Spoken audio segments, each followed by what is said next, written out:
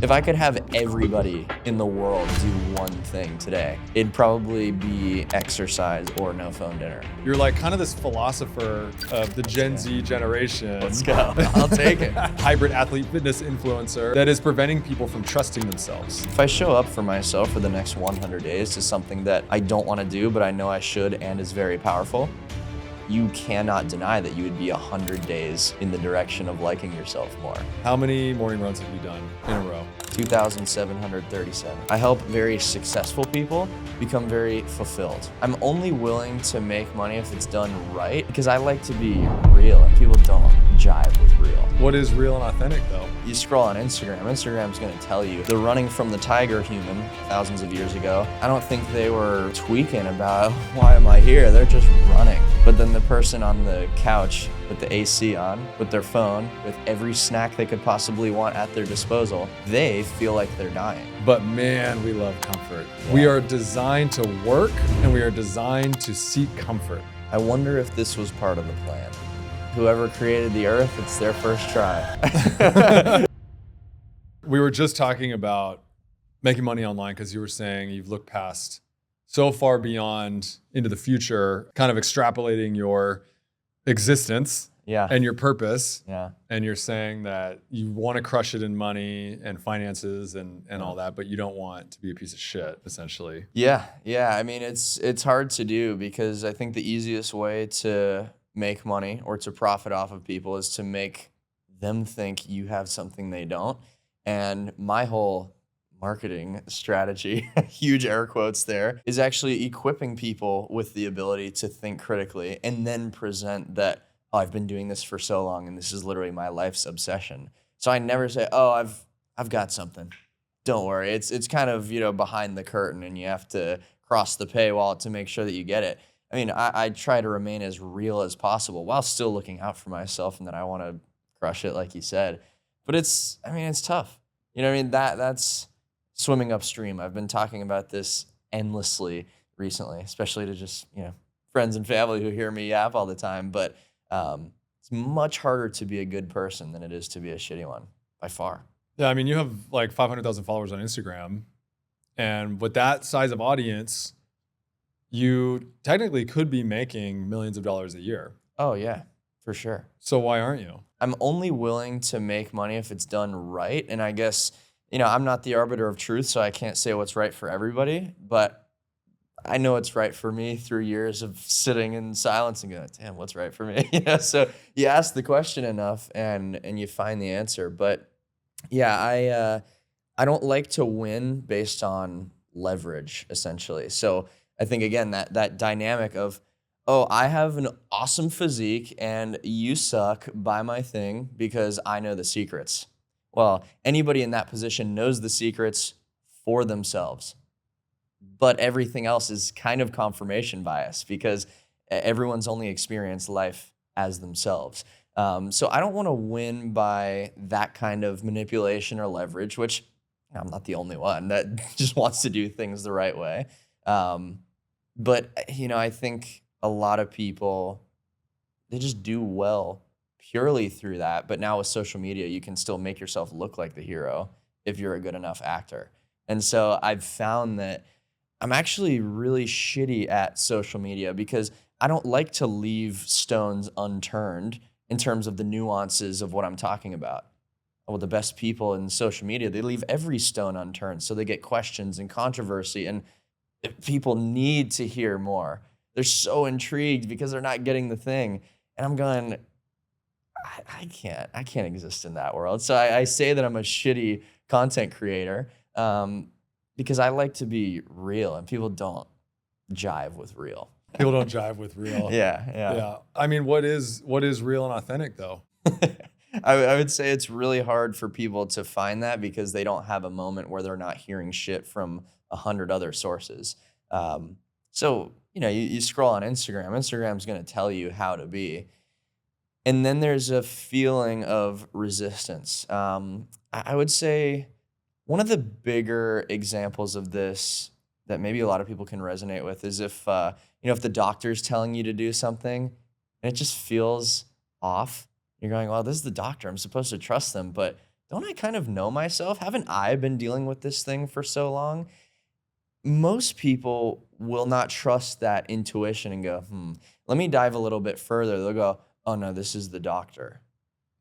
And they back off. So they start to dissolve their own appreciation for that intuition. I've just always been someone that sees, oh, every successful person is actually just a person on the other side of a set of decisions.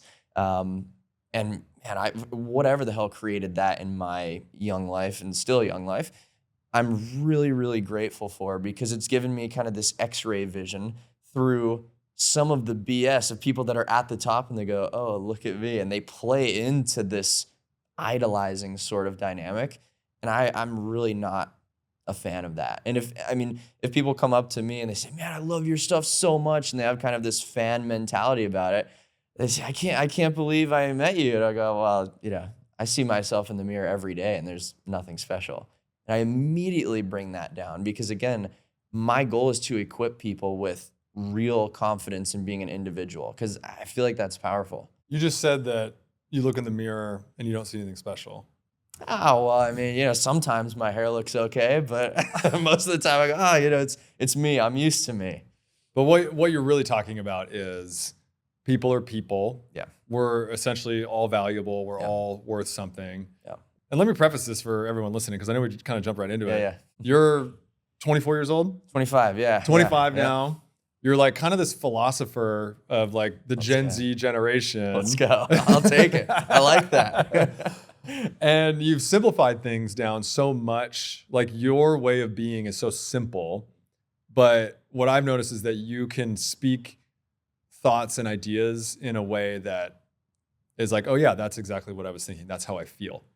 And so like, what is it about our society today as a 25-year-old hybrid athlete fitness influencer that is preventing people from trusting themselves? Yeah, I think there's an element of tolerance. So if you can't tolerate with being with yourself, you'll never get the chance to see what you have to say, see what you have to think, let your mind kind of run. I'm data driven in kind of an interesting way. So, I'm not a big tracker. I don't wear watches and stuff. I don't have the Whoop. I don't do all that shit. But what I do recognize is that every input, so every single thing that happens to you, everything you do to yourself is a data point that makes up the image of what do I think of myself. So I think people feel very existential about, I don't respect myself, I don't love myself, I don't like myself. When I look in the mirror, a lot of people have this really heavy kind of relationship there. And what I would want those people to know is, hey, there's actually a practical way to make that better, which is treating yourself better. Now, think of somebody who wakes up and slaps you in the face every day. You're not going to want to treat that person well. So this is the dynamic that a lot of people find themselves in, which is, I've treated myself poorly for years in some cases.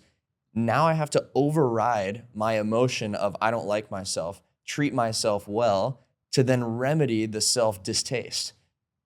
But it's still there. It's just a pile of data that might be kind of shitty that you now have to build a really compelling piece of data or pile of data in the opposite direction. But we don't get the opportunity to just sit there and go, dude, what do I care about? That's a pretty good question to sit around in a silent room and answer. But everything is distraction based, because it's scary.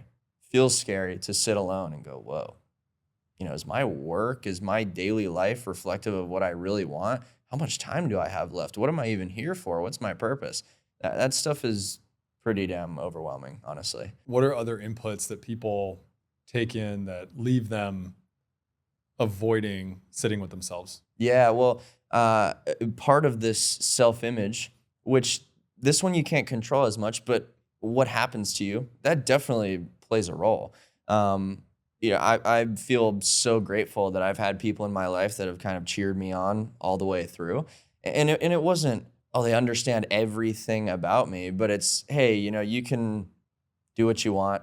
No one can tell you otherwise. That kind of stuff, it might seem small, but that goes a long way. So there is an element of, well, if you grow up in just the shittiest household ever, and it doesn't turn into one of those moments where you go, I'm going to be the opposite. For whatever reason, you start to play into those kind of things. That's a harsh input that you can't really blame yourself on. But again, when you look at, I want to get out of this, if you find yourself in a bad spot, then you would have to take ownership of the data and create better data than that. So not acting like the family you grew up with, or, growing out of the place you grow up in.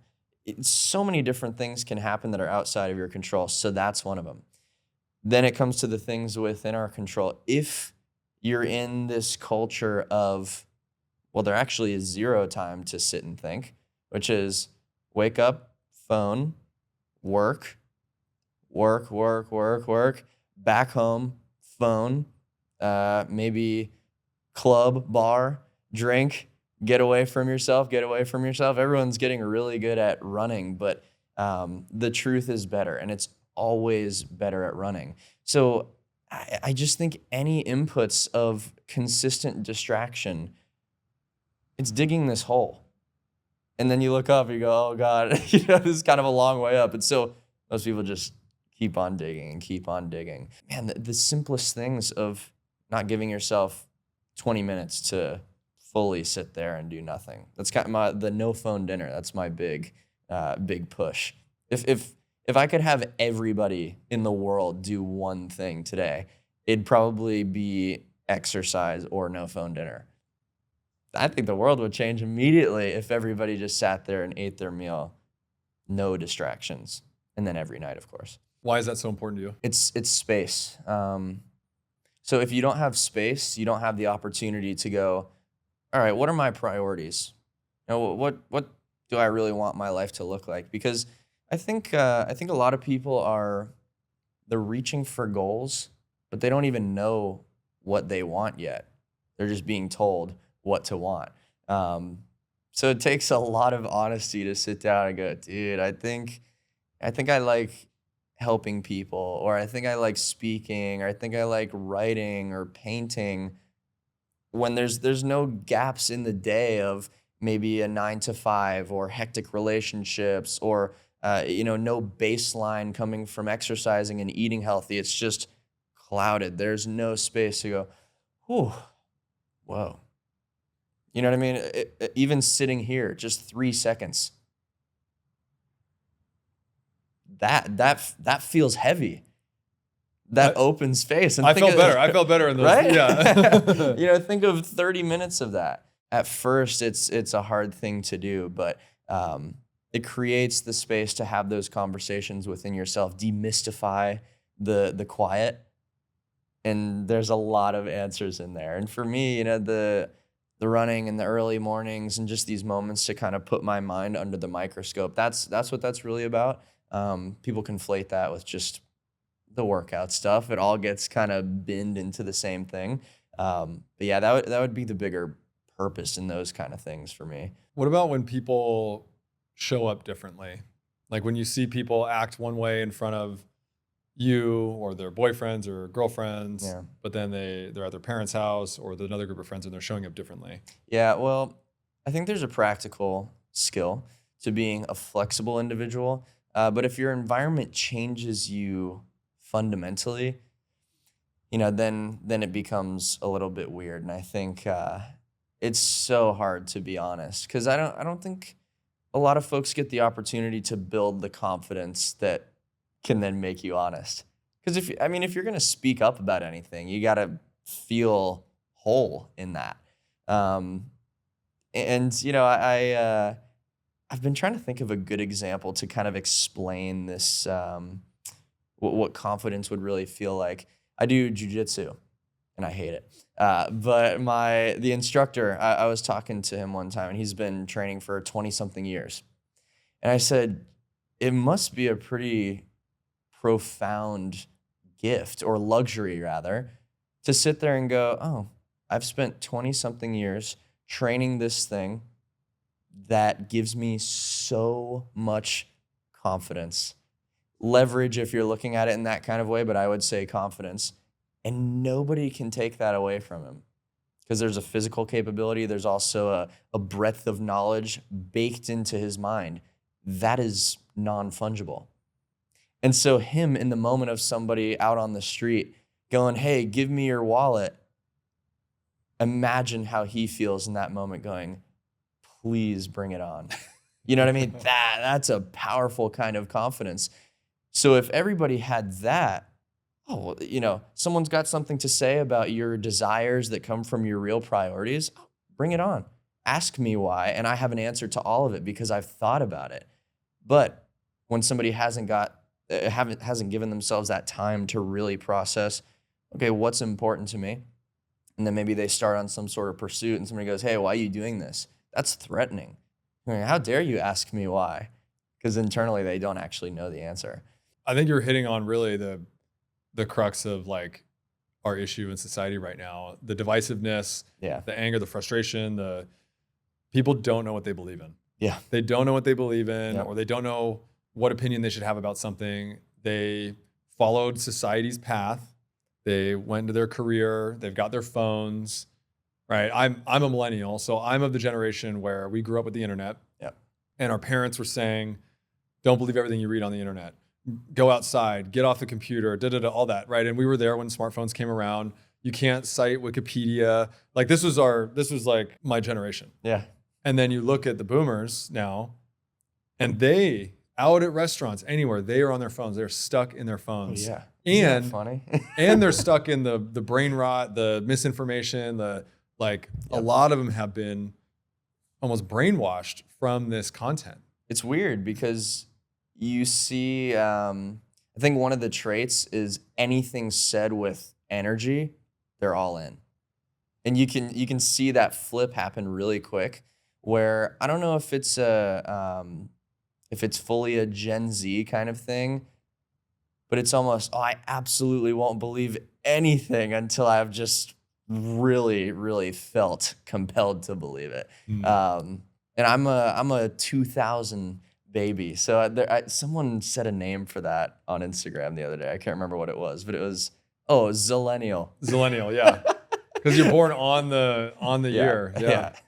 But I don't know. I think those generational kind of traits, they're pretty damn real. And yeah, you want to blame all the young, entitled Gen Z kind of culture.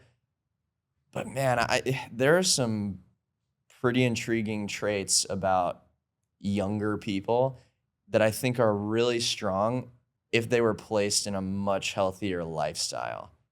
You know what I mean? Give me an example. Well, so I talk about how Gen Z is very, the Gen Z lingo and humor. I mean, the language of that is so far encrypted. It's amazing. Mm-hmm. I mean, I can't even explain the layers and layers and layers of sarcasm and references and allusions built into the stupidest little thing. And you just imagine that me trying to explain it to my mom or something, why it's funny, and you can't. Mm-hmm. It's literally so far past that. And so I think there's, language in Gen Z is almost intention-based more so than it is word-based. But people are on their phones all day.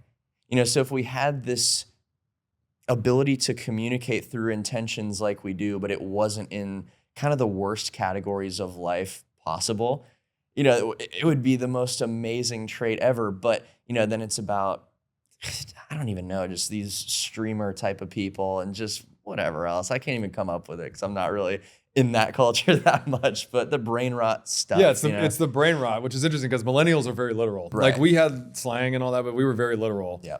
And now Gen Z, I think a lot of the stuff came off of meme culture, which started with millennials. Yeah. Now Gen Z's taken another direction, even deeper. But the thing that I really admire about Gen Z is your freedom in individuality and authenticity. Obviously, everyone's searching for their own thing. Sure. Yeah. But the way Gen Z has influenced fashion is unlike any other generation at all. You have influenced every generation above you in fashion. You've given permission to so many people to be themselves and dress how they want and be okay with it. I really enjoy trying to break that down because, I always make fun of millennials. I make fun of you guys a lot just because It's very easy. It's easy. It's free game, Yeah. but it's all in good faith, and I think it's so skillful. Again, this weird intention language of Gen Z, but I just wish it was used better. And I think that a lot of people are coming to that. Well, you are changing. Like you are changing Yeah. it. You're an example of that, right? And what happens in society, you're 25, you're obviously very smart, but the people that go first, it takes a lot longer for things to change. Yeah. But post-COVID, we're seeing a lot more like authenticity and storytelling and people like you come up. So Yeah. it just takes longer for society to shift because you have leaders of leaders, and then you have leaders, and then you have the people that finally get on board, like early adopters, and then you've got society, right? So that's like a decade. Yeah. That's a decade. Yeah. That's how long it takes things to change, really. Man, I was thinking about this today. I was gonna make a little video about it too, but oftentimes, I'll get frustrated. Yeah, we all just want things to be going better, and you get kind of neurotic about it and whatnot. And sometimes when I can remember it enough, and it's really helpful when I do, I think about how dedicated I am to continue this road forever. And then I go, oh, if I'm doing this forever, then there's really no rush at all. Because, I might not be winning in every single way possible that I want to right now, but I have a pretty strong, I would call it an assurance policy of, I'm not going to stop. So could I really be doing this for another 20 years? Well, I would say my first 20 years, not another 20 years. But could I do this for 20 years and not make incredible strides and not have impact? It's impossible. It's impossible. So it's nice to remember that sometimes. It's honestly the secret. Yeah. When you are okay with it taking 20 years or 10 years, that's you saying that you believe in what you want to do so much that you're willing to do it, and that you don't need the results of the finish line to be able to start. But so many people want the results before they put in the work, which also means that their purpose just isn't big enough. True. Because if your purpose is big enough, you're willing to do whatever it takes for however long it takes. And you understand that there's going to be things along the way where it's hard and you get better. Yeah, man. I love to reflect on that, and I bring it up every chance I get because transparently, I need to hear it. I tell myself this message every single day because I don't really get many of the short wins. There's very few just chasing the carrot that I just grab the carrot and go, okay, sweet. Man, it is just a constant, all right, things seem to be getting better. All right, I need a better foundation. All right, things keep getting better. All right, better foundation. It's always coming back to ground level, and especially in the message that I'm trying to get across. I don't want people to just be like me. I'm trying to get across this essence, kind of, it's almost a trio of traits that I think are really important, and they kind of make up this authenticity image. One of them would be lifestyle. So a lot of people have a destructive lifestyle, and it's unfortunate. A lot of those destructive people actually tend to have great personalities. You go, I could spend all day with this person. They're the funniest. They've got the most energy. And then when they drive home and they're sitting there with themselves, no good. Yeah. And that makes me sad because I go, wait, this person has one of the most incredible gifts of all time, but they don't like themselves? Okay, what's going on here? Then most people that treat themselves like absolute gold, and they've got this discipline. They've got that rigid lifestyle. You look at them and you go, that's a hero. David Goggins. But they don't have that liveliness. They don't have the insane sarcasm, and they're hilarious, and they're saying shit you're not supposed to say, and they're just going crazy and chaotic. And having that freedom, and I truly think that is freedom of the mind to be that way. And I think that resonates with more people than people give off. Um, and then there are people that are very, very serious and skilled and capable, especially in this, hybrid athlete world or whatever. But then they also fall into the destructive category because they've got the great personality and whatnot. And I'm saying, why does this have to be the dynamic? Why can't you treat yourself like gold, be really good and proficient at the things you want to excel in, and then have a golden personality and give yourself the freedom and honesty to just, if not verbally say things that are crazy and super true to you, give yourself the space to recognize it in your own mind. You know what I mean? When you see someone that just looks ridiculous, you're really not thinking, oh, that person looks ridiculous. We're all thinking it. So that's one of my biggest things. I'm going, we got to stop lying to ourselves and thinking that we're so virtuous at this fundamental level. Dude, if someone's wearing something stupid, if not to my friends, in my mind, I'm definitely going, geez, what is going on here? And we've tried to shut that down. Everyone's thinking it. You know what I mean? I'm so big on that. Are you judging them though? No, because, well, actually, I'll say yes. I'm judging their outfit choice while I'm simultaneously recognizing that my judgment of them doesn't mean anything. Mm-hmm. So there's an honesty to it of, yeah, I'm imperfect. I have the knee-jerk reactions. I'll say something looks bad or that was stupid or this was funny, whatever. And then I go internal. I go, that means nothing. Mm-hmm. I wouldn't say it to that person. And if I did, I would pair it with, hey, you shouldn't listen to me because I don't know a damn thing. Genuinely, that's how I feel. Yeah, because what you're talking about is it's your interpretation of what they're wearing. Sure. Right? And we all have our own interpretations. Yeah. Right? We walk around with different interpretations based on our own judgment and feelings about ourselves. Is what it is. And so what you're describing about these different types of people is that we put ourselves into these boxes because we believe that to be disciplined and consistent, we have to be an asshole. Yep. Or to be free, we have to be aloof and non-committal and run from society, right? Yep. But there's an element of each of those things inside of ourselves that we don't give ourselves permission to access. Yep. And that is what you're saying is like true authenticity and being yourself. Yeah, the single-mindedness or just sticking to one lane. I almost want to say that's disrespectful to every single person because nobody's actually like that. It can't be. You know what I mean? The freaking the most serious person in the political courtroom, whatever, giving some speech about this law and that, they have to be looking in the mirror when they're at home and doing something ridiculous or singing on the way home in the car. I mean, and if they're not doing that, they must be going, man, I wish I was that person. There has to be something there. Yeah. Because we were all kids. We're all running around naked in the house when we were 2 years old. That doesn't just disappear. You know what I mean? Maybe you're still wearing clothes, but you go, God, I want to be ridiculous sometimes. Yeah. It's got to be in all of us. Yeah, we put up walls around our hearts and our personalities to guard ourselves from the pain that we felt in the past. Totally.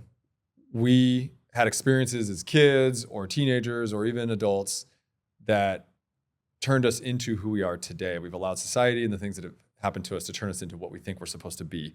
Yeah. What we believe others expect us to be is who we've turned ourselves into. Yeah, that's harsh. Yeah, that's a harsh thing. Have you read the book Turning Pro? No, I'm so not a reader, which it always disappoints people. But I spend so much time just thinking. Okay, well, the fact that you haven't read anything and you've got these thoughts is pretty incredible. So there's a book called Turning Pro by Stephen Pressfield. Okay. There's a concept in that book called he calls it a shadow career, that many people are avoiding themselves and their true purpose by going and getting very good at a shadow career. For me, I became an engineer and I worked in corporate and I was doing some consulting. That was my shadow career that I got very good at and I made decent money at, but it was avoiding my true purpose. It was me saying, well, I'm really good at this thing. I'm going to hide in the shadow of this career and people won't know that I really want to go be a content creator and have my podcast and help people and invest in real estate and all that. Yeah. Because I was too afraid to be honest with myself that that's what I wanted. Well, how cool now? That's right. How cool now. All right, crew. So you're 25. Yeah. You're sober. Mm. Have you ever drank alcohol in your life? No. I when I was 4, I think I would try and steal my mom's beer and try and drink it. But no, since being a lucid, choosing individual, no, I've never drank alcohol. How come? Well, it's just one of those things, that you're supposed to do. People that do it don't get asked, why do you do it? People that don't get asked, why do you not? I'm thinking, geez, that seems kind of backwards because it's a pretty heavy experience, and a pretty heavy thing to implement into your life in a consistent way. It always seemed like a crazy one to me. I'm going, what's an adult drink when I'm little? And then you see people change because of it very tangibly.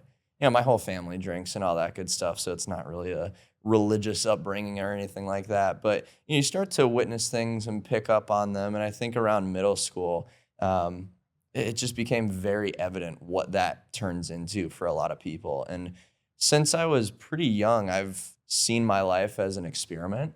So I think, oh, well, a lot of people do this thing that seems to be crazy, seems to be unproductive, seems to be kind of a crutch, and people like to rely on it. What if I just never did it? What would happen? And doing that through my own choice, what's going to happen here? And then I decided that, around 12, 13, and then expressing that to people who are well over 21, they go, oh, just wait. And gut reaction was, what the hell are you talking about? I know what I want to do. I know who I am. And I also talk a lot about how knowing yourself too early is actually one way to make your life really hard. But these people would say, well, just wait.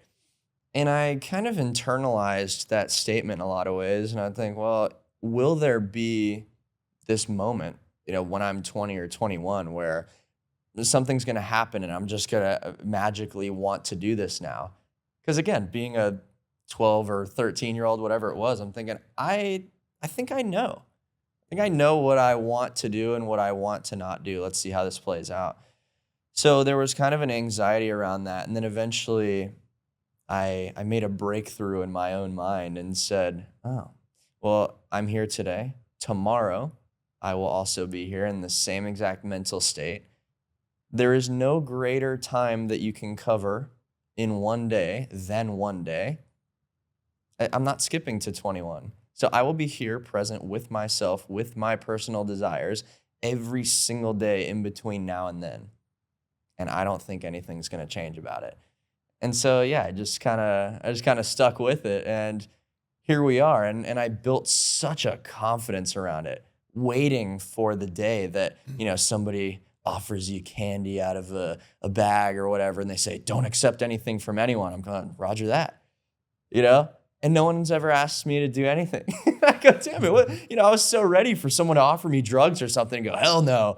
And, it never came up. But I built this confidence. And that's just kind of this really, really formative conversation with myself and I over the years that, it's not about the drinking thing, but it's about the confidence, knowing why, being able to communicate these things, and not doing things just because you see everyone else doing it. 100 people doing the wrong thing doesn't make it right. It's hard to know that and act on it, but yeah, that's kind of my why in that category. So what was your 21st birthday like? I don't even know. Probably, steak and milk or something along those lines. I mean, steak and milk? Yeah. I down milk every day. Oh my gosh. Yeah. I do not. No? When I realized it was another animal's breast milk, I was like, I'm good. Dude, that's when I said, hell yeah. Count me in. No, and I don't have a problem with anybody else drinking it. I just was like, yeah. I still eat cheese and all that, but I'm like, I'm okay on downing. Yeah, the raw milk even better. Oh, see that gets some hate. The whole food space is such a toxic space. I mean, the food nutrition creators hate each other, and I watch that shit and I just go, really? I think it gets back to people don't know what they believe in, or they don't understand that there's different ways well, people are doing things for different reasons, but I have this big issue with people that are so heavy on protein. And I'm a big, protein powder, like get it, like 180 grams of protein for me a day. But all they're talking about is protein, but then they're eating way too many calories. Oh, and yeah. they're way overweight. But it's like, oh, got to get your protein. And it's like, It's just a freaking buzzword, man. I Yeah. hate when people strip away the nuance. Again, oh, protein candy canes. And everyone goes, their mind just morphs into, oh, protein good. And then they're just eating candy. yeah. I think, no, there has to be more to it than that. And then on the other end, it's let's complicate everything so that people can't understand anything. Also click the link and buy my thing. Yeah. You know what I mean? That's the nature of that whole space. But it's a weird one, man. I mean, I utilize just this perspective of zoom out on pretty much everything. I posted a video pretty recently on Instagram, and I kind of said, if I was an alien looking down on Earth, here's what I might think.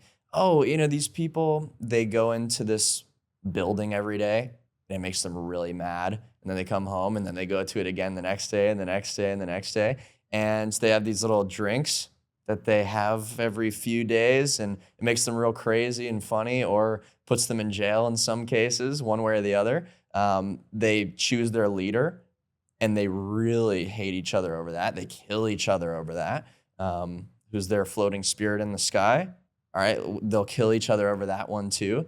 And they've got these little rectangles that they look at all the time. And I say, as the alien, I would be really intrigued with the person that looks up from the rectangle and looks into the sky and goes, whoa, what's going on here?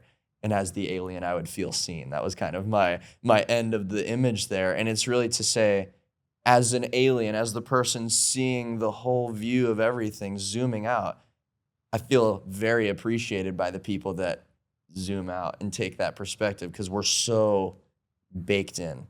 We're so in the cycle of everything. But you take that moment to go, well, let me back up a few hundred miles and really look at what's going on here. I think that's really clarifying. It's really powerful. So how are you helping people get out of that?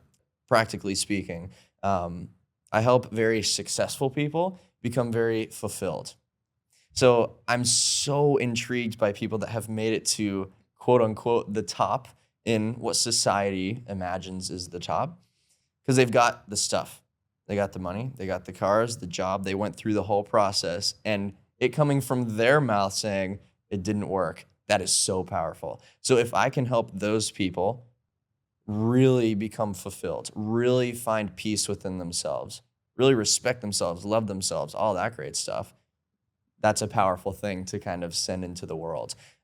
So going back to this conversation of data, that's kind of my method of helping people change the way they think of themselves through changing the way that their life actually works, which creates the data of, well, if I show up for myself for the next 100 days to something that I don't want to do, but I know I should and is very powerful, you cannot deny that you would be 100 days in the direction of liking yourself more. So, it comes in so many different forms, and people come from so many different places and upbringings and problems that they have. But giving the space, to be honest, giving the permission to act on some of these things within that dynamic I was talking about, that, oh, they're super rigid in this way in their career, and they're never really acknowledging the way that they think or what they find funny. It's about opening up a lot of those pathways, re-embracing some of these things. And man, I would boil it down to purpose.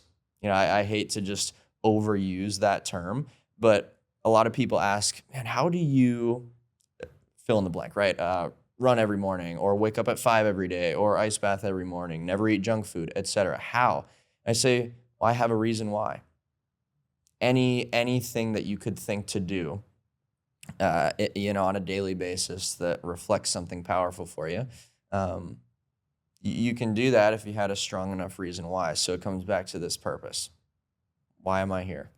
We used to have a really cool one for free, which was survive and make it to the next day. So I think that's kind of the God-given purpose of humans. Just survive, make it to the next one. But now We don't have to survive, and we have this very comfortable, luxurious kind of existence. In most people's cases, I guess if you're listening to a podcast, can't be that bad compared to running from a tiger. But running from a tiger has a really nice purpose to it. And sitting on the couch scrolling Instagram really lacks that. So the running from the tiger human thousands of years ago, I don't think they were tweaking about why am I here? They're just running. And then they run away and they escape and they go, oh, man, that's amazing. And they feel that baseline. They feel that relaxation on the tail end of this crazy spike in energy and purpose. But then the person on the couch with the AC on, with their phone, with every snack they could possibly want at their disposal, they feel like they're dying. They're not surviving. But the person 20 feet away from a tiger is. That's a crazy dynamic. That's a really incredible analogy for what's going on. It's nuts. I've never heard anyone put it so, like the comparison between the person that was almost dying, running from the tiger, they're actually the ones that are thriving. Yeah. They're actually the ones that are alive, and Yep. the ones sitting on the couch scrolling are the ones that are slowly dying. And man, running is not easy, especially from a tiger. But neither is the other version. So it's, and you don't want to say, oh, choose your heart, because you hear that all the time. But that really is the essence. I think there's this, what is it? Discipline equals freedom. And I think what that really means, because people just will say that and not really get the whole gist of it. Every freedom that we could have has a corresponding discipline to it. So the people that don't wake up early and don't run and don't get in the ice bath and don't work out and don't eat healthy and don't do all of that shit, they have a pretty real luxury, which is not having to do that. They wake up and it's kind of just go with the flow. There is something nice about that. And I'm not even just saying that in kind of a setup way. There is something nice to that. Real. Comfort is comfortable. Comfort is comfortable, 100%. But the corresponding discipline to that is this existential work of, oh, why am I here? Oh, I hate myself. Why am I even living today? This sucks. It's just this existential, why am I not that person that I want to be? That's some work, you know what I mean? That's pretty harsh. Then on the other hand, the discipline of doing all of these things that I listed, not fun. I don't enjoy nearly any of my mornings, but there's a human responsibility that I really take seriously. And I go, okay, let's cross that threshold. Let's get to the other side of that mountain. And then I'm not doing the existential worry ever. I'm not going, oh, am I enough? Why am I here on this earth? I don't have to do the existential work. So I think the practical work of that human sort of side is better. But, again, I'm not the arbiter of truth here. I just seem to think that that's more what we're made for versus the existential angst. Yeah, but the existential angst is created from the comfort that we've created for ourselves. Yeah. We have created the existential crisis through all of our coping mechanisms. Yeah. And our devices and our food and our homes and everything. And it's fair. It really is fair that we've found ourselves in this place. And I don't know who to blame. I mean, do you blame marketing? Because everything since the creation of products was kind of here's the solution, and everything stems from that. I don't know. Maybe that is the case. Maybe it's something deeper and more complex. But you can't blame us. You know what I mean? From that alien perspective, you can't blame them. Yeah, because we ran from the tiger, or let's say it's a bear. Yeah. I'm from the Pacific Northwest. Okay. We ran from the bear. Yep. We escaped the bear. Okay, now I've got 10 minutes to think about what's next. I've already got enough food. I've got it in my little pouch or whatever I'm carrying. Yeah. Now it's about to rain. Mm. I need some shelter. Yeah. So I go find the cave, right? And so from that moment where we ran from the bear to when we found the cave, we stayed dry and got a good night's sleep, we've been building shelter. We've been building comfort ever since that moment. And there's something about humans where, yes, we love hard things on the other side of them. Yeah. But man, we love comfort. Yeah. We are designed to work and we are designed to seek comfort. Yeah, I wonder if this was part of the plan. You know, because is progression to this extent natural? Is that the way it's supposed to have gone? I mean, I think that question almost gets religious existential, but yeah, I do wonder.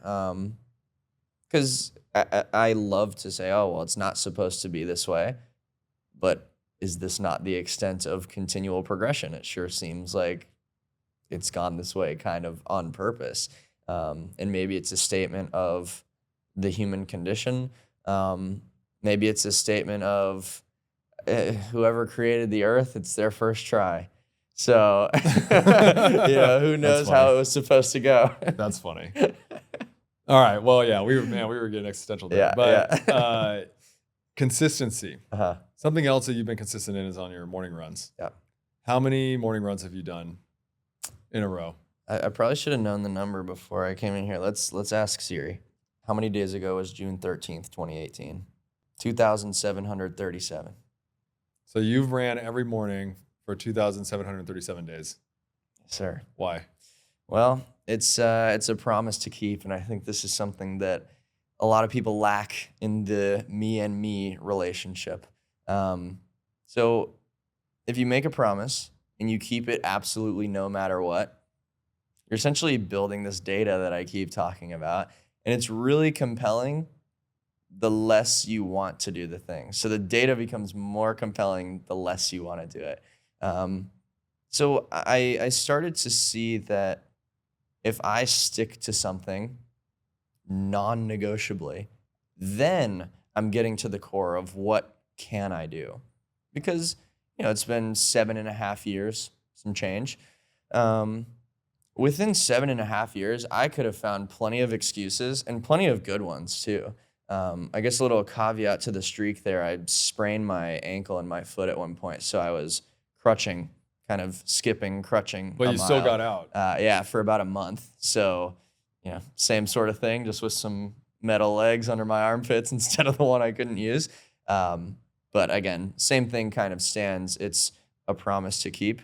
It's something to be dedicated to in a very real way. And yeah, it exposes what you're capable of, because I think people's definition of what can I do is actually what do I want to do. So giving yourself no way out, no option, only a yes option. Then you see, oh my God, I can do some pretty great things. I can make it through some pretty hard times. And that's just been probably the most formative thing I could have ever done for myself. Because as I'm going through these tough times, I am the student. I am the struggler. I am having the hard time. I am also the coach. I am the motivator. I am the inspirer. I'm pulling myself out of the hard time as I'm having it. So you can imagine that if you had that relationship with somebody else, you say, oh my gosh, my dad or something showed up to every single Rubik's Cube competition that I had, fill in the blanks, whatever it might be. This person showed up consistently for as long as I've known them. You see that person as very, very heroic.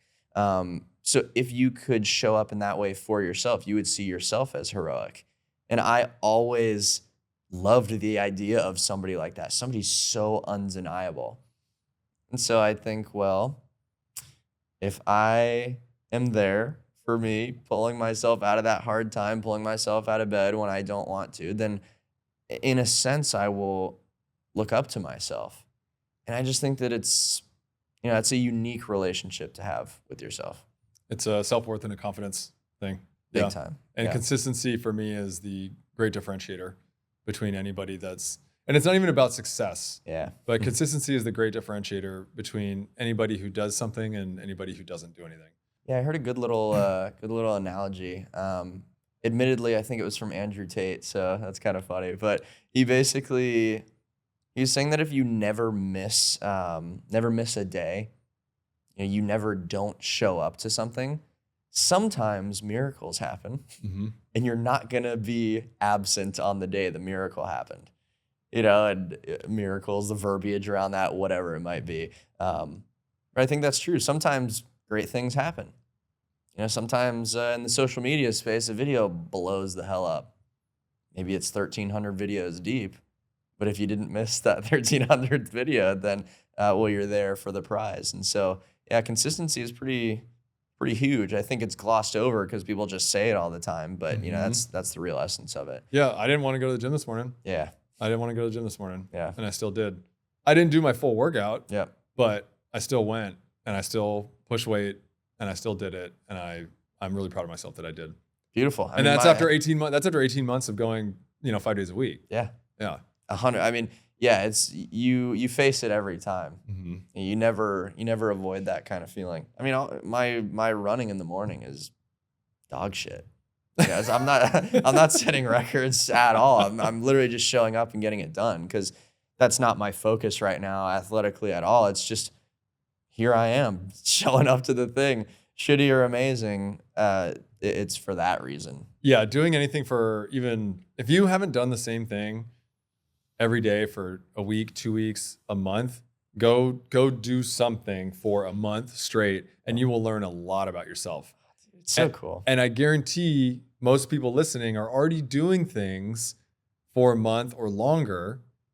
Like when I look back on my drinking, I had a problem, right? Yeah. That's why I stopped. Mm-hmm. When I look back on my drinking, I was like, wow, I've been drinking every single day for over a decade. Mm. That was something that I could commit to and be consistent in is my drinking. Yeah, there you go. Right? Yep. And so what are you, listener out there, doing every single day? Are you vaping every day? Are you gambling every day? Are you watching porn every day? Are you drinking alcohol every day? You're doing something every day. Yeah. And your habits define who you are. How you show up defines who you are. And you can do things every single day.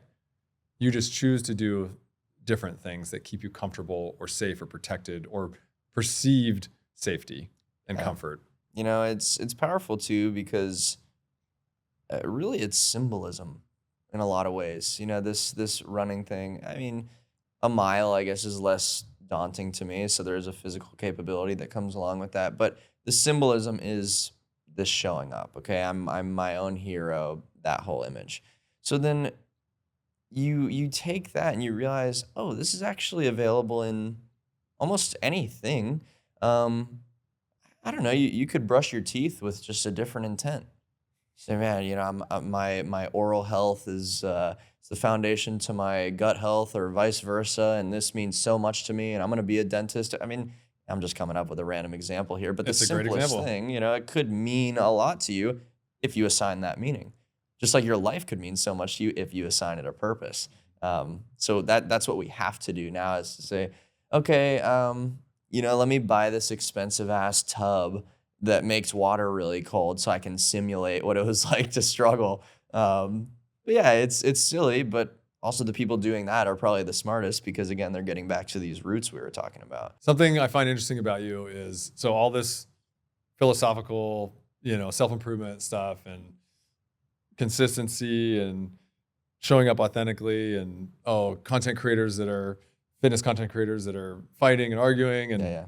but almost every picture or video I see of you, you have your shirt off. Mm-hmm. Hell yeah. help me understand the reconciliation between that. Because being jacked is sick. You know what I mean? And I'm not really there yet. One of my good friends, he's been bodybuilding since, literal day one. And he's actually the perfect physique. And he knows it. I'll tell him all the time, I say, dude, you're insanely jacked. He gets shit on for being so jacked. It's amazing. But I think again there is this there's multiple different spaces in my mind, and they they usually overlap, which becomes really funny. In very serious moments, I'll be saying jokes to myself. there's always little versions of that. But yeah, I mean, I guess more specifically, do you mean kind of the outward presentation, or do you mean just feeling that kind of confidence? What's more the I angle? think it's both. Yeah. Yeah. I mean, I see it. I get it because when you watch your content, you get it. Yeah. But also people have an opinion or thoughts around people that lift weights or work out. Yeah. And honestly, I think what you're doing and what I think some of the reason that I've gained a little, bit of success at all is because you're showing that you can lift weights, you can be an athlete, and you can be like a real man. Yeah. Of soft, kind, loving, funny, sarcastic. You can have all these elements. You don't have to be quote unquote a bro or a meathead or whatever. And it's okay to have, like you said, these different spaces and parts of yourself that some people can't really figure out how it all connects together, usually. Man, I'll say I think there's a lot of bros out there that probably have some good ideas, and really care and there's shitty people in every category. So, we can dismiss those, but there's some interesting minds at the gym, and it's just in this freaking meathead looking body, but the brain, it's not its own thing. And people who just choose to not exercise or not do anything like that. I used to be a little bit more gracious, actually. And I'd say, oh, well, if somebody isn't really into that kind of thing, I mean, yeah, maybe reading is their deal. You don't have to work out. Nah, sorry. Yeah. you definitely have to exercise. But yeah, you can embrace great ideas. You can embrace being a great partner. You can embrace being in tune with the way you actually feel. I'm huge on acknowledging your emotions, maybe just not letting them drive the bus. And I think being able to see that and then act differently is super powerful instead of just, oh, screw that, no emotions, and then just go run the 100 miles. I think you could recognize your emotions and run 100 miles. It'd be a very different thing. But yeah, I think there's a lot of spaces that the mind can exist in, or a lot of bodies that the mind can exist in. I mean, look at Chris Williamson. I mean, he goes to the gym that I go to, and he's all into lifting and the bodybuilding stuff. And, Huberman's jacked, and all these big people that people think of as the thinkers, well, they're also yoked. Mm-hmm. I mean, Joe Rogan's a freaking meatball. Yeah. This dude is so big. My self-worth, my confidence, my knowingness of who I am and my beliefs in myself all came on the backside of me committing to lifting heavy weights. It's beautiful. And actually transforming my body. Yeah. Right. If we can throw up my old, I got a couple good pre photos that we'll throw up, but I was a little delusional about where I was and how strong or not strong I was and the effect it was having on my body and my mind. And as soon as I started actually changing my body, everything changed. Isn't that so cool? Yeah. It's just, you literally have a project. Mm-hmm. You are a living project. And I know that it's going to be another 2 to 4 years of working on it to get where like my goals are. Yeah. And I'm totally okay with that. Like the goals are they're just moving. And they will move. Yeah, they will move. Yeah. They will move for sure. But there's 185 lean is like really where I'm trying to get to. So and it's going to take a while, but being jacked is fun. It's cool. It's fun. And my mountain I'm kind of at the bottom of right now is the jiu-jitsu thing. And so, I don't like the process of it because, in this case, it's just an actual version of getting beat down. And so I show up to this and I don't see tangible progress very often. I mean, I'm maybe 8 months into it. And I just know that 5 years down the line, sticking to it, going to this a couple times a week, just meeting the expectation, I mean, I will have this non-fungible skill set and knowledge base. And it's going to be so cool. But I literally can only go today once at a time. Yeah. Even if I went 3 times today, that's only 3 classes worth. And how many classes and training sessions and roles with somebody you don't want to be with does it take to get to that 5 years from now point? It's 1. It's 1 at a time, and so painful, but it's the nice thing because no one can cheat that one. People can cheat the money thing, people can cheat the fame thing, you can cheat a lot of pursuits that people really look to as important. But when it comes to confidence, when it comes to showing up to something, when it comes to, being able to kick people's ass, if you're in a ring and there's a fight going on, you'll see who wins the fight. Mhm. If you really get down to the bare bones of, are you real? Are you authentic? Do you really stick to your word? You find out who sticks to their word. I'm thinking, put the security camera in my room. Watch what happens every freaking day at 5 a.m. You welcome it, Mhm. when you've really built that foundation. So that is a beautiful mountain to climb. Yeah, and I wish that for everybody, honestly. Big deal. Yeah, Yeah. and that's why I'm so passionate about getting this stuff out there. Yep. Is because I wish that for everybody, to have the security camera, to have the camera following you, and you're like, yeah, bring it on, Yeah. because I know how I show up every single day, every single minute. And that's not to say that you have to be David Goggins. Does not. Nope. It's you're being yourself and you're being true to your word. You're being in integrity. I don't run 20 miles a day. Yeah, and I don't. Absolutely not. Not yet. Not yet. Not yet. Yeah, I mean there might be a phase for that, but it's not my phase right now, and it's a blessing to have the ability to go, okay, let's bring it back. What are my priorities, and then I can act on those. And so you call yourself a hybrid athlete. Yeah, I mean, the term it's such an interesting one. I would say, just someone who's trying to be an athlete. That'll be my label. Okay, and so I saw you at the LSKD Combine. Yeah. Combine. Tell me Yeah. about that. Yeah. So the event that's actually based on is called Apex. So I think it's, what is it, 8 events? Might be 8. It's a 40-yard dash. It's a medicine ball throw for distance. It's a standing broad jump, approach vert jump, max deadlifts in a minute with 405, max bench with 225, and then a mile run for time. So, if you're a track star, you kind of crush it in half of it. If you're a weightlifter, you kind of crush it in half of it. If you're, kind of mid at everything, you do pretty mid like I did. But growing up, tumbling and flips and acrobatics and all that kind of stuff, that was my thing. So being explosive, being very in tune with technique and movement and just how my body works, that's what I really, really enjoy. So this is just explosiveness, jumping as high as you can, running as fast as you can. I love that. Just the pure athleticism kind of thing.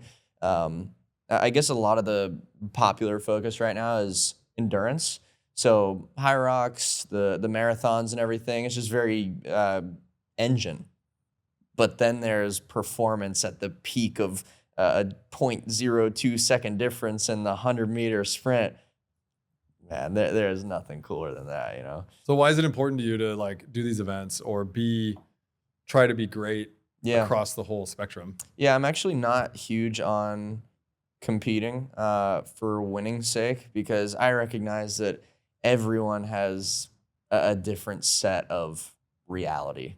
You know what I mean? Everyone trains different. Everyone has different freaking bone structure and leg length and whatever the heck else. I think at the absolute peak of competition, some people are just cut out for it.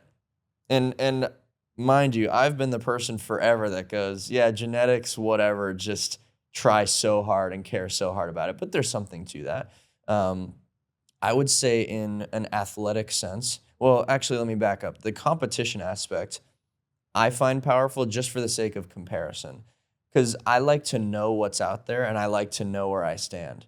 So I don't really care to win a gold medal or anything like that, because I'm really going against myself. But I think comparison is great, because people say don't compare yourself to other people. But I mean, what decision have you ever made absent of some sort of comparison or reference? I just think it's real. Now, athletically, you look at athletes in maybe their 40s or 50s. This is when physical life, I feel like, really starts to fundamentally change. Someone who has been training, being explosive and powerful and just a machine in that sense. Their body is so resilient. So the program that I'm on right now is created by Blaine McConnell. I think he was a bobsled Olympian. Bro, this guy's 40, and he runs a 4.4 40-yard dash. He can power clean 400 pounds. His vert is 40 inches. A lot of fours in this for whatever reason. I mean, absolutely incredible. That is unheard of in the athletic realm. I don't care how old you are. And this guy's 40 years old. And I look at that and I go, okay, if this guy wanted to do a 100-miler or some crazy ultra marathon like that, you know, give him 6 months to kind of change his mental ecosystem a little bit, watch all the videos, train, feel a little bit injured here and there, and then overcome it. And then, yeah, he's fine. He's going to do well. Now you take a 40-year-old ultra marathoner who's just been beating down the freaking odometer for miles and miles and miles, and all they've done is the long distance, the slow twitch, just trudging through. There's something beautiful about that mentally. Huge mental virtue. Physically, though, that person is not going to power clean 400 and have a 40-inch vert and run a 4.440. No way.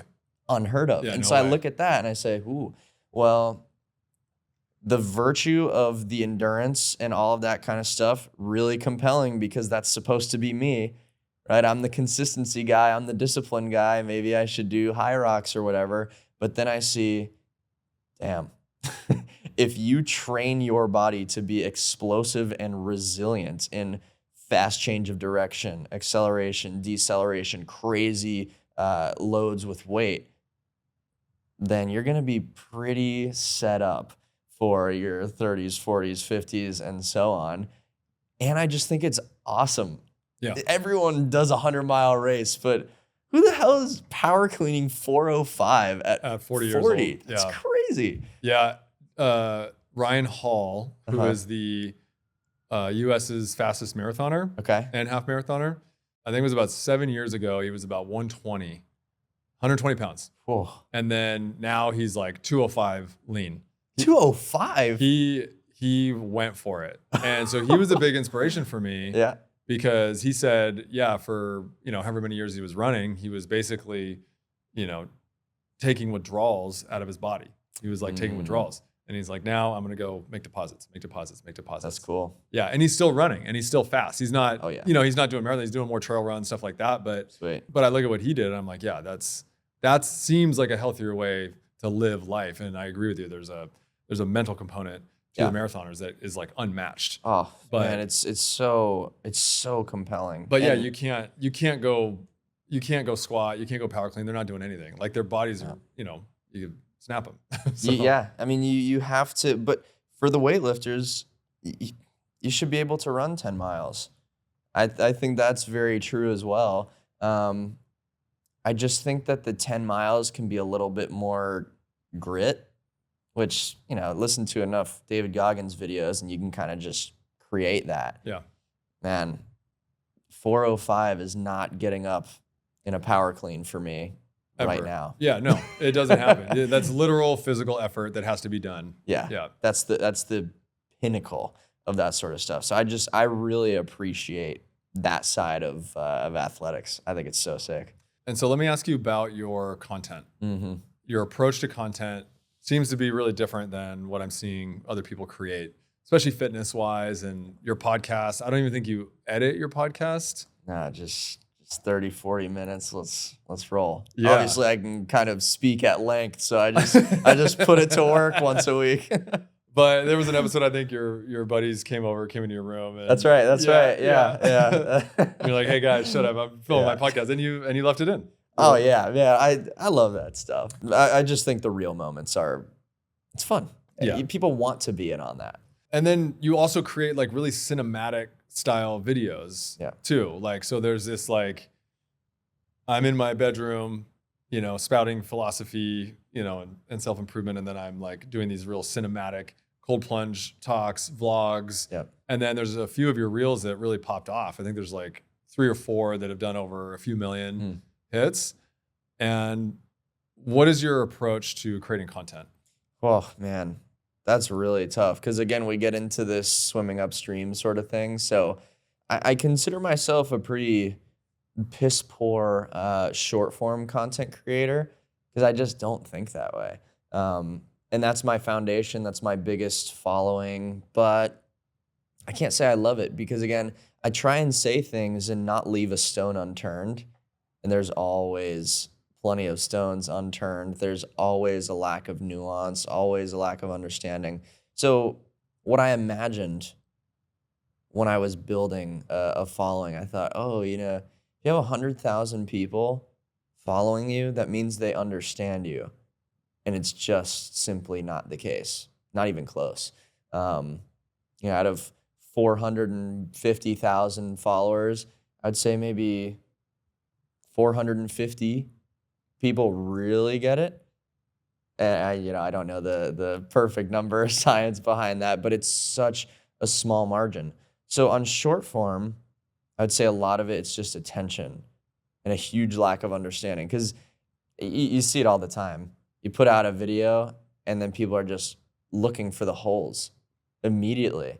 Going, oh, well, if you had just given me 3 more minutes, I could have solved every critique you have about what I said, but you don't have the 3 minutes. Sometimes you don't even have the 3 seconds. You know what I mean? It's just quick, quick, quick. So I'm very bad at condensing down in that sort of way because everything I think about, I go, well, there's 10 layers to this. I feel like I need to dive into all of them. So something I'm kind of working on there. Then when it comes to the podcast and the YouTube, I freaking love it. None of the podcasts aren't perfect, but whenever I click done on the record and I save the file, I go, dude, that was awesome. I mean, I just talked about all this stuff at length, said everything I needed to say. Boom. Easy. Conversations like this, saying everything that I need to say. Maybe we don't cover every topic, but every topic we get to actually talk about it. And here's what I actually think. It's not just a snippet. And then the YouTube videos, that version of creation is so much fun for me because I'm really big on the music side of things. So I just don't monetize my YouTube at all. So I can use all the music that I love. Really big into Motown, soul, jazz, kind of that era. I also noticed some Justin Timberlake. Yeah. Oh, what was the one that we just used? That was such a banger because the intro to that song is just... It's My Love. Yeah. It's a movie moment. It just creates it for you. But man, I really, really love that because for me, that music side of things, every song that I'm using, or it's just a space in my mind or a really strong memory for me. Just the timing and I love that stuff so much. One of my best friends, he's an incredible musician. And that's one of the few people that I can just say, I don't know what this is called, but he knows what I'm talking about when it comes to all these different parts of the music experience. And man, it's such a fun part of the video creation. But what I'm hearing is someone that has his purpose. He wants to help people. Yeah. And he's creating things the way that he wants to create them. And he's doing it so that other people can benefit from it. Yeah, and man. You're having a good time doing it. And it's a battle of how do you get people to see it in the first place? Well, you have almost 500,000 followers on Instagram. Yeah. I have 5,000. So, like, whether you believe it or not, you're doing something right. All right. Right. I'll take it. Yeah. And I always say this, of my 5,000, 5,200, whatever it is right now, they are like ride or die. Yeah. Ride or die. Yep. Ride or die. And they'll always be there, and I'm always going to serve them and make sure that we keep going. And so, crew, It's beautiful. last bit here. Okay. What's one piece of advice that you could leave with everybody? I'll do a quick one. Eat dinner every night without your phone. No laptop, no TV, no phone dinner. That's everything. And then, man, answer the question we all have to answer. What's your purpose? What do you care about? Why are you waking up every day? There's this sunk cost fallacy where you've spent too much time in one direction. You feel like you might as well just stay there because you've already invested too much time and energy. Don't let that hold you from changing something in a big way. Because if you really think about it, let's just come up with a quick hypothetical here. Someone is overweight, purposeless, no healthy relationships, no direction, doesn't like their job, whatever. They start exercising every day. They start seeing changes in themselves. They start having these conversations with themselves. Maybe eventually they feel compelled to share that journey. Through sharing that journey, they connect with so many people they never would have met. Then they're going on TV and podcasts because they're inspiring so many people to make those same kind of changes. And then they make a living inspiring people to get out of the hole that they were once in. I mean, that story is almost cliche. How could that not be you if you feel like you're in that same place? It just comes down to making the decision to make those kind of changes. That's right. That's what I'm doing right now. Let's go. Crew, Beautiful. thank you so much. Thank you. Where can people get a hold of you? Well, Instagram, Crew Mahoney, CRUMAHONEY. TikTok is the same thing. That's the Wild West. YouTube is the same thing. That's a way better place. Crew Mahoney podcast, Spotify, YouTube, Apple, I think all the things. You have a mentorship program too, right? That's right. Yeah. So like I mentioned before, I help very successful people become very fulfilled. So if that happens to be you and happens to be something that you want, you can apply to that through the links in my Instagram and YouTube and all that good stuff. And that's the real deep dive. Dude, I can't wait to see what you're going to do over the next 10 years. It's going to be wild. Man, I'll be there every day. That's right. Thanks, dude. Absolutely. Thank you. Oh, yeah. And as always, I love you all. This is For Your Own Good. Peace.